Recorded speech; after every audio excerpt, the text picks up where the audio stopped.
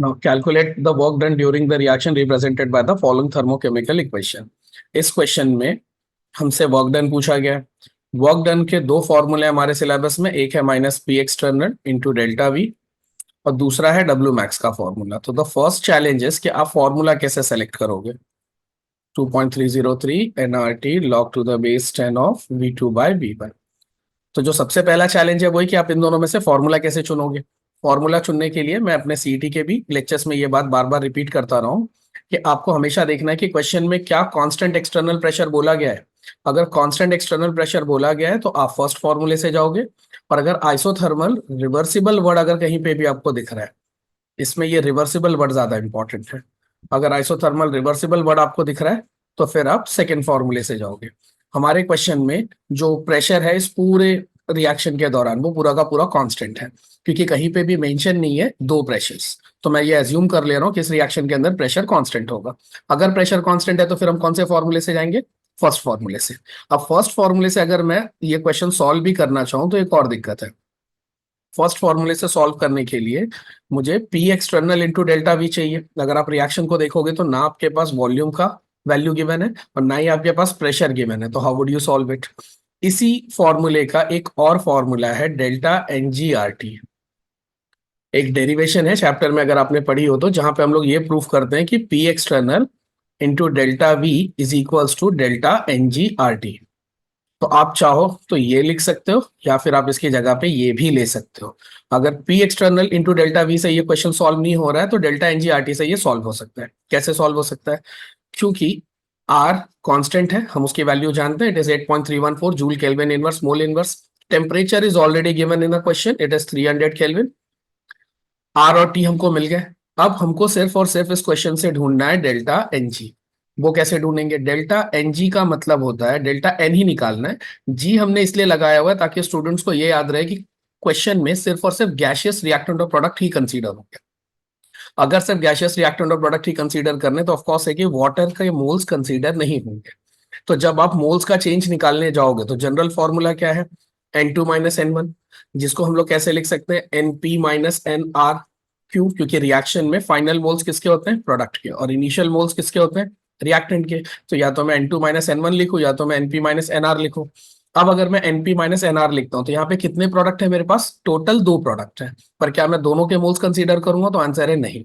Water का मोल हम consider नहीं करेंगे, क्योंकि जब चेंज इन मोल्स कंसीडर किया जाता है तो सिर्फ और सिर्फ गैसेस का ही कंसीडरेशन होता है।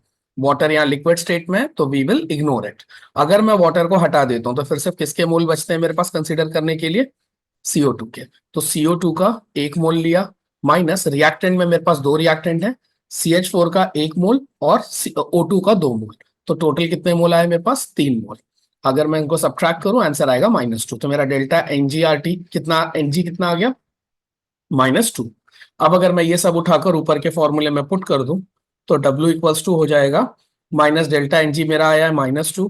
आर की वैल्यू में लूंगा 8.314, और याद रहे ये joules kelvin inverse mole inverse में होती है। ये मैंने क्यों बताया मैं थोड़ी देर में समझा रहा हूँ। साथ में हमको लेना है T. T is how much? 300।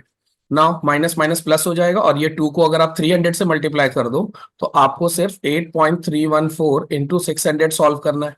आप इसको जैसे चाहे वैसे सॉल्व कर सकते हो। आई वुड सजेस्ट कि आप इसको लिख लो 8314 इंटू 10⁻³ इंटू 6 इंटू 10⁻²।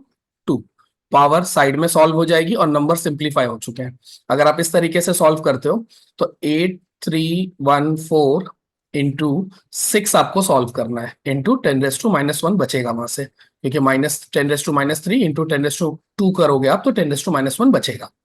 अब अगर आप इसको मल्टीप्लाई करो, 6 4 ज़ा 24, 2 कैरी किया, 6 1 ज़ा 6, 2 8 हो गया, 6 3 ज़ा 18, 8 1 कैरी किया, 6 8 ज़ा 48 और 1 49 हो गया, इंटू 10⁻1। 10⁻1 अगर आप इसमें अप्लाई कर देते हो तो दिस विल बिकम 4988.4। बट यहाँ पे ये ध्यान रखना कि ये जो आंसर आया ये जूल्स में आया है, और इसीलिए मैंने आपको कहा था कि आपको आगे चल के समझेगा कि ये यहाँ पे जो यूनिट मैंने मेंशन की थी ये क्यों इंपॉर्टेंट थी। अगर आपने यहाँ पे आर के यूनिट पे ध्यान नहीं दिया तो यहाँ की यूनिट भी आप गेस नहीं कर पाओगे। जो आर की यूनिट होगी वर्क डन की वही यूनिट आएगी। अगर आर आपने जूल्स में लिया था तो यहाँ पे वर्क डन भी जूल्स में ही आएगा।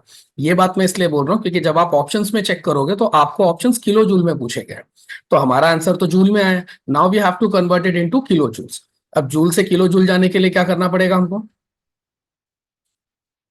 4.88.4 मल्टीप्लाइड बाय जूल से किलो जूल जाने के लिए 10⁻³ कर दो बस। 10⁻³ करने के बाद में ये डेसिमल कहाँ शिफ्ट हो जाएगा, पहले तो आंसर प्लस में है, अगर आप प्लस में देखोगे तो आपका या तो ए करेक्ट आ सकता है या तो डी करेक्ट आ सकता है।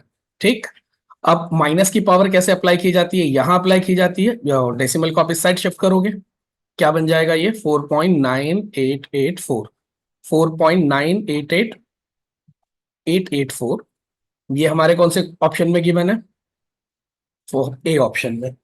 और हियर आई कैन सी कि ऑप्शन ए ही करेक्ट है, तो हमारा जो आंसर आया which is 4.9884, that is a correct answer.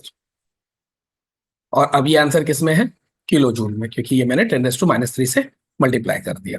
So here is your final answer.